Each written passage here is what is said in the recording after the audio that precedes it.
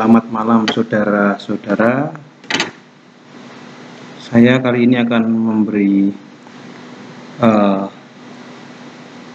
pengalaman ya, sharing pengalaman mengenai bagaimana cara membuat artikel hingga publish dalam sebuah jurnal. Nah, seperti kita ketahui bahwa jurnal adalah salah satu cara untuk membuktikan tugas dosen, yaitu penelitian, dan ya penelitian itu harus dipublish dan menjadi sarana untuk merekognisi dosen sebuah lembaga pendidikan. Nah, saya akan menjelaskan dari awal bahwa artikel itu ya jawabannya seperti makalah ya. Nah, kalau artikel yang nanti akan diterbitkan dalam sebuah jurnal ya tentu akan mengikuti template atau mengikuti format yang tersedia di setiap jurnal. Nah, saya akan mulai dari awal ya. Yang pertama mengenai artikel. Ada banyak artikel-artikel yang bisa kita buat atau kita ambil sebagai sarana untuk penelitian.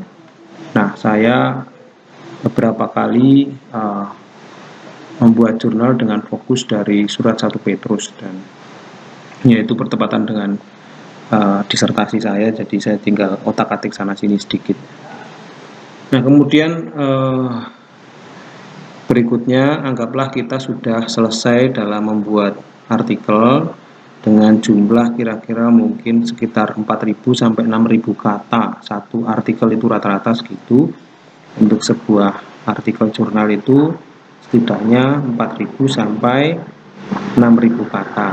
Nah, kemudian yang perlu kita perhatikan di dalam penulisan artikel, kita perlu membuat format sesuai dengan ketentuan-ketentuan yang sudah disediakan oleh pihak pemuat jurnal. Jadi mereka biasanya menggunakan format apa, yaitu yang kita ikuti. Nah, anggaplah kita sudah selesai membuat artikel, lalu apa yang harus kita lakukan kalau kita sudah selesai membuat artikel? Yang pertama, kita sambil mencari jurnal mana yang sedang membuka lowongan atau membuka pengumuman undangan atau yang sering disebut sebagai call for paper ya. Nah, kebetulan hari ini ada call for paper. Ini salah satu dari jurnal, namanya Jurnal Praedika Verbum ini ya. Nah, ini ada undangan di mana kita diminta untuk menghasilkan tulisan dan akan di-upload pada tanggal 1 Juni 2023, tetapi deadline untuk memasukkan artikel itu adalah tanggal 30 April, minggu ini ya berarti. Nah, apa yang harus kita lakukan kalau kita sudah membuat artikel tadi? Yang pertama, kita melihat ini ada announcement enggak dari jurnal itu. Nah, contoh saya buka lagi dari jurnal yang lain, kita lihat, cek ada announcement enggak. Itu ternyata belum ada pengumuman undangan. Jadi yang sudah ada dalam tempo dekat ini adalah dari Praedika Verbum tadi ya. Nah, lalu kalau misalnya sudah ketemu announcement dan kita mau berminat untuk memasukkan artikel kita di jurnal ini, ada banyak jurnal ya, hampir setiap universitas, setiap lembaga pendidikan itu punya website dan punya jurnal, e-jurnal. Nah, ya syukur kalau sudah jurnal yang kita pilih itu kita prioritaskan jurnal yang sudah terakreditasi ya, bisa terakreditasi Sinta atau juga terakreditasi Scopus. Apa itu Sinta ya? Itu jurnal nasional ya intinya. Kita bisa search Google nanti Sinta itu apa, itu nanti kita bisa tahu. Nah, kalau sudah ketemu memilih jurnal mana yang akan kita pilih untuk memasukkan artikel kita, maka yang langkah berikutnya adalah kita membuat akun di jurnal itu. Jadi setiap jurnal yang nanti kita akan submit artikel kita harus buat akun. Caranya mudah, tinggal login, kemudian ya kalau saudara belum punya akun, saudara tinggal register di sini. Kalau sudah, kebetulan saya sudah membuat akun di sini, saya akan masukkan di situ login. Nah, sudah, tinggal login saja karena sudah membuat akun. Sama juga, misalnya di akun ini saudara tinggal login atau register. Kalau sudah punya akun, tinggal register seperti biasa.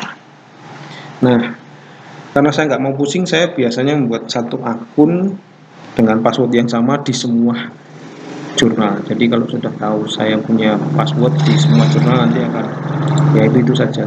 Saya nggak mau pusing dengan password itu. Nah, kemudian kalau sudah login, apa yang harus kita lakukan? Nah, kita akan memasukkan artikel kita. Caranya bagaimana? Kita masuk ke login, masuk ke akun kita sendiri. Kemudian di situ nanti akan ada tahapan-tahapan. Kita masukkan dengan mengklik ini, new submission ini. Misalnya di situ, nah, kita harus centang ini sebagai tanda persetujuan bahwa artikel kita itu memenuhi syarat-syarat ketentuan untuk terbit. Ya. Dengan syarat-syarat ya ini tadi. Tidak pernah diterbitkan di jurnal lain sebelumnya, kemudian berbentuk Office, Microsoft Word atau RTF ya. Kemudian juga menggunakan huruf 12 ya. Kemudian juga ya ada beberapa catatan di sini. Kemudian ya tinggal kita save dan continue sini ya. Kemudian kalau sudah selesai, lalu di situ ada upload submission, ini dicentang semua. Kalau sudah, kita tinggal upload submission, karena di sini harus ya saya cancel ya. Nah, saya sudah mengupload ya, di sini. Nah, sudah diupload, nanti tahapan berikutnya adalah kita menunggu ada reviewer. Reviewer itu adalah para ya orang yang disediakan dari pihak admin untuk mereview artikel kita supaya kemudian nanti direvisi. Biasanya itu menggunakan blind reviewer, jadi nama kita itu tidak dicantumkan di situ sehingga reviewer itu benar-benar objektif dalam melihat artikel kita. Nah, kemudian cara berkomunikasi antara reviewer dengan author atau dengan pengarang ya kita lihat di sini. Kita akan lihat di sini akan ada diskusi di dalam akun jurnal, di dalam portal jurnal ini ya.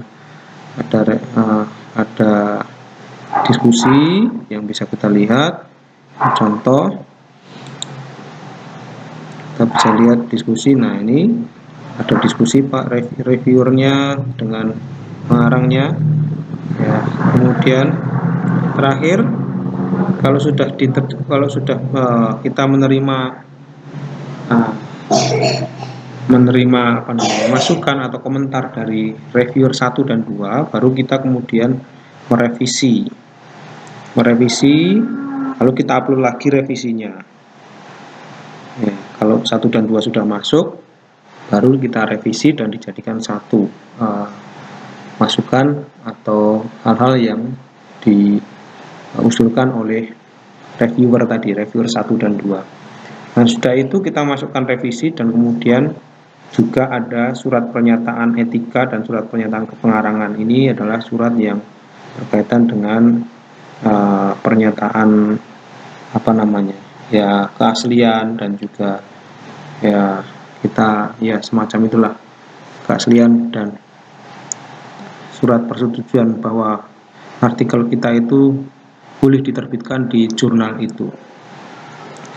Nah, kalau sudah, berarti itu semua adalah tahapan yang sudah kita lalui. Tahapan yang sudah kita lalui dari penulisan jurnal. Nah, Kalau sudah, tinggal nunggu jurnal kita itu dipublish. Nah, kalau sudah publish, berarti nanti kita bisa melihat jurnal kita itu di situ ya. Misalnya di sini. Nah, ini kebetulan saya kasih contoh. Nah, ini jurnal yang sudah publish kan kelihatan di sini ya. Nah, kalau yang belum publish ini prosesnya masih jalan. Jadi ini kita masih menunggu, tahapannya adalah masih menunggu copy editing, karena baru selesai review tugas kita selesai. Kalau sudah memasukkan revisi berarti tugas kita sudah selesai. Nah, tugas untuk copy editing, untuk production itu tugas dari editor, dari pemilik jurnal itu. Nah,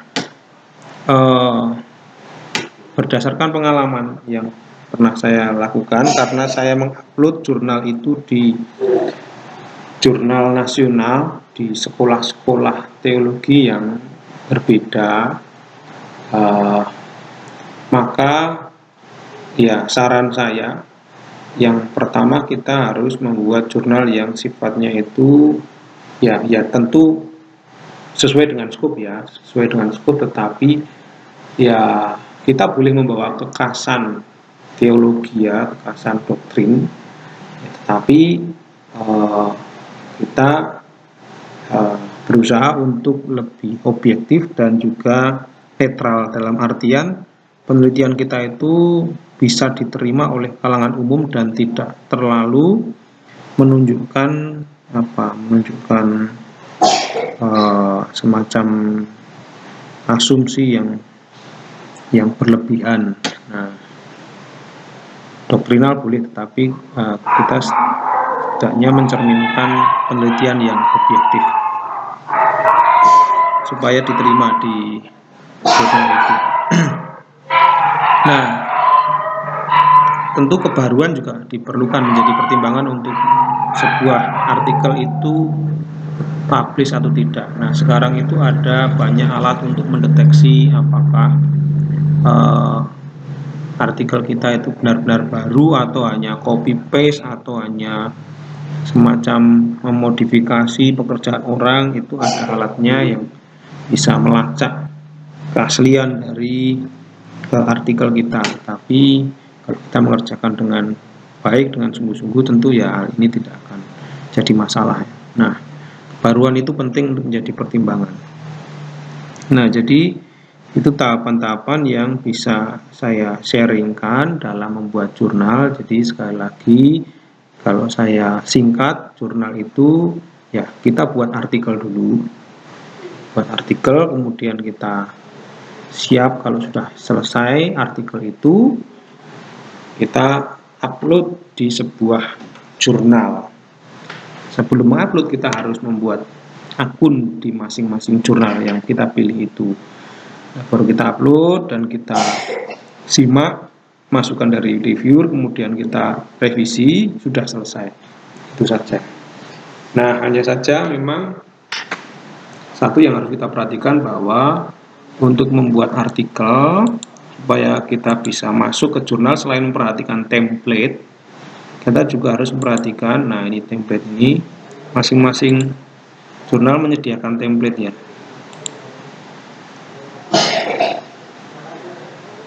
Nah, ini contoh template yang biasa kita ikuti. Nah, saya lihat beberapa template memang agak ya ada perbedaan, tapi nggak terlalu signifikan bedanya. Ya, rata-rata sebuah jurnal itu biasanya template-nya ya terdiri dari abstrak, kemudian pendahuluan. Ini agak lama ini ya. Biasanya ada judul, ada pengarang di sini, lalu abstrak. Nah, kemudian ada kata kunci ya, maksimal 5 kata, bahasa Inggris, abstrak dalam bahasa Inggris, abstrak bahasa Indonesia, pendahuluan, kemudian ada semacam penjelasan mengenai pengarang 1, pengarang 2, pengarang 3 kalau ada ya. Nah, kemudian biasanya ada metode penelitian, kemudian ada hasil penemuan atau hasil pembahasan, implikasi, kemudian rekomendasi untuk penelitian lanjut, lalu kesimpulan dan rujukan atau referensi.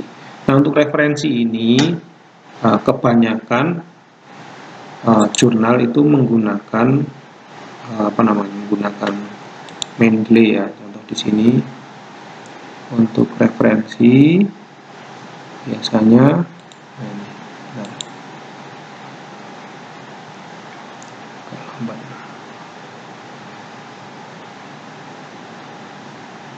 untuk referensi itu biasanya menggunakan ada dua cara untuk membuat atau mencantumkan referensi. Biasanya di sini ada ya keterangan untuk menggunakan apa gitu. Nah, saya sendiri menggunakan Mendeley. Mendeley itu adalah salah satu alat untuk mencantumkan footnote atau referensi. Nah, biasanya di sini. Biasanya menggunakan Mendeley atau ya ini ya. Nah, untuk Mendeley sendiri nanti kalau ada waktu nanti saya bisa menjelaskan, beri penjelasan. Oke, itu saja saudara-saudara yang bisa saya sharingkan. Sekali lagi selamat